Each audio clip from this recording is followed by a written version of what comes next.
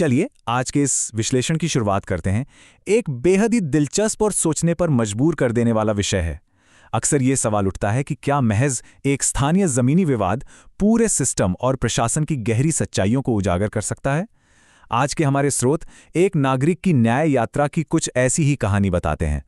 एक ऐसी कहानी जो माटी के मान यानी मिट्टी के गौरव का असली मतलब समझाती है और ये दिखाती है कि सिस्टम के भीतर की हकीकत आम आदमी के संघर्ष से कैसे गहराई से जुड़ी है। जरा इस स्थिति की कल्पना कीजिए। एक नागरिक शैलेंद्र सिंह बेहद निराशा और हताशा के साथ खड़े हैं। हाथों में फाइलों का पुलिंदा है और सीधे प्रधानमंत्री कार्यालय यानी पीएमओ से आए एकदम स्पष्ट आदेश हैं। लेकिन सामने बैठे सब डिविजनल मजिस्ट्रेट या कहें एसडीएम पूरी तरह से मौन है। अब सवाल यह है कि जब ऊपर से इतने साफ आदेश आ चुके हैं तो वो तुरंत न्याय में क्यों नहीं बदल रहे। दरअसल ये एक नागरिक की उम्मीदों और नौकरशाही की उस रहस्यमयी चुप्पी के बीच का सीधा टकराव है। तो इस पूरी चर्चा को हम 5 मुख्य हिस्सों में समझने वाले हैं। पहला, पुश्तैनी माटी के लिए संघर्ष। दूसरा, एक लंबी कानूनी लड़ाई। तीसरा, दस्तावेजों के साथ की गई हैरान करने वाली छेड़छाड़। चौथा, एक मौन प्रशासन से पूछे गए 4 तीखे सवाल। और अंत में सवाल पूछने का हमारा लोकतांत्रिक अधिकार।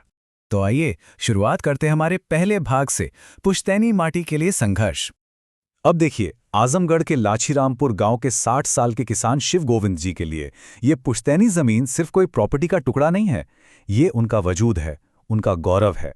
और अगर हम तथ्यों पर आएं तो विवाद का पैमाना बहुत ही सटीक है। कुल 1.919 हेक्टेयर जमीन जो 7 अलग-अलग पुश्तैनी चकों में बटी हुई है। इसके बाकायदा गाटा नंबर भी दर्ज हैं, जैसे 96, 90/457, 177, 374, 379, 381 और 454। इन एकदम सटीक आंकड़ों से ये साफ हो जाता है कि ये कोई हवाई दावा नहीं है, बल्कि सरकारी दस्तावेजों में दर्ज एक पुख्ता ऐतिहासिक विरासत है। स्रोतों के मुताबिक यहां टकराव बिल्कुल स्पष्ट है।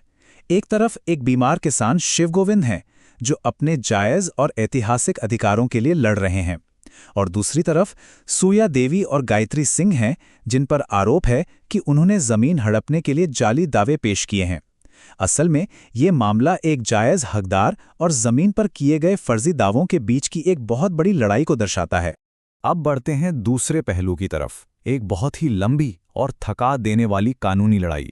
इस पूरे विवाद की नींव पड़ती है साल 2007 में, वो भी चकबंदी के बहाने से। फिर समय बीतता है और 2013 तक आते आते असल में धोखाधड़ी को अंजाम दे दिया जाता है। कहानी आगे बढ़ती है और 17 अप्रैल 2026 को देश के सर्वोच्च स्तर यानी पीएमओ में एक शिकायत दर्ज कराई जाती है।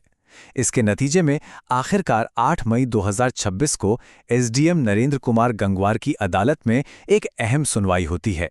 लेकिन वहां क्या होता है? विपक्षी वकील राघव और रीडर अजय कुमार सिंह किसी न किसी तरह 15 दिन की देरी करवाने में कामयाब हो जाते हैं। नौकरशाही के ये धीमे पहिए इस मामले में हर कदम पर महसूस किए जा सकते हैं। खैर, इस धीमी कानूनी प्रक्रिया के बीच कहानी में एक चौंकाने वाला मोड़ आता है। हमारा तीसरा भाग, दस्तावेजों के साथ छेड़छाड़।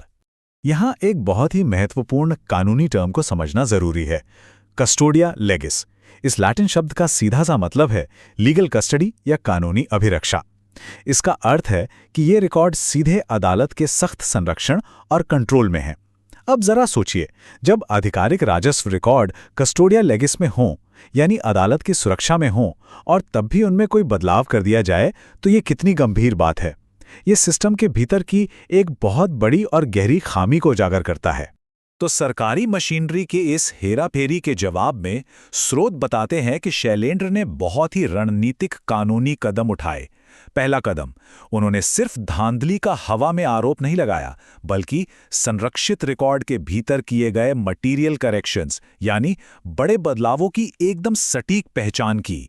और दूसरा कदम, तुरंत एक प्रारंभिक जांच या प्रिलिमिनरी इंक्वायरी की मांग कर दी। ये इस बात का बेहतरीन उदाहरण है कि सिस्टम की कमियों के खिलाफ लड़ने के लिए खुद कानूनी तंत्र का ही कितनी कुशलता से इस्तेमाल किया जा सकता है। चलिए अब रुख करते हैं हमारे चौथे हिस्से का, एक मौन प्रशासन से पूछे गए 4 तीखे सवाल। इस प्रशासनिक उदासीनता को समझने के लिए स्रोत सामग्री कुछ बहुत ही शक्तिशाली सवालों का इस्तेमाल करती है। पहला सवाल तो यही उठता है कि क्या तहसीलदार, लेखपाल, पेशकार या कंप्यूटर ऑपरेटर जैसे निचले स्तर के अधिकारियों ने सचमुच एसडीएम की आंखों पर पट्टी बांध दी है? मतलब, क्या निचले अधिकारियों का प्रभाव इतना ज्यादा हो सकता है कि वे फैसला लेने वाले उच्च अधिकारी से सच्चाई को पूरी तरह छिपा सकें? दूसरा सवाल थोड़ा और गहराई में जाता है। क्या किसी बाहरी पक्ष ने एसडीएम की कलम को चलने से रोक दिया है? ये सवाल बाहरी दबाव की संभावना की ओर इशारा करता है। क्या वाकई कोई विपक्षी या कोई बाहरी ताकत पूरी प्रशासनिक प्रक्रिया को रोक रही है और स्पष्ट आदेश पर हस्ताक्षर होने में बाधा बन रही है? तीसरा सवाल, जो शायद सबसे बुनियादी है, क्या कानून की किताब, पीड़ित की गुहार और सेल डीड को उल्टा पढ़ा जा रहा है? ये एक प्रतीकात्मक सवाल है जो इस बात पर हैरानी जताता है कि क्या प्रशासन कानून को, सामने रखे सबूतों को और उच्च अधिकारियों के आदेशों को समझने में पूरी तरह से नाकाम साबित हो रहा है। और अंत में चौथा सवाल, जो सबसे बड़ी चिंता का विषय है, क्या सब कुछ जानने और कानून समझने के बावजूद प्रशासन की ये चुप्पी जानबूझकर है? संविधान की किताब खुली है, लेकिन अधिकारी दूसरी तरफ देख रहे हैं। ये अपने संवैधानिक कर्तव्यों से जानबूझकर मुंह मोड़ने और एक सोची समझी चुप्पी साध लेने की कठोर संभावना को सामने रखता है। अब हम आ पहुंचे हैं इस चर्चा के 5वें और अंतिम भाग पर, लोकतंत्र में सवाल पूछने का अधिकार। ये पूरा स्थानीय संघर्ष आखिरकार हमारे मूलभूत अधिकारों से जुड़ जाता है। स्रोत इस लड़ाई का सीधा संबंध हमारे संविधान के अनुच्छेद 21 यानी आर्टिकल 21 से जोड़ते हैं। शिव गोविंद जी के इस शक्तिशाली उद्धरण पर जरा गौर करें।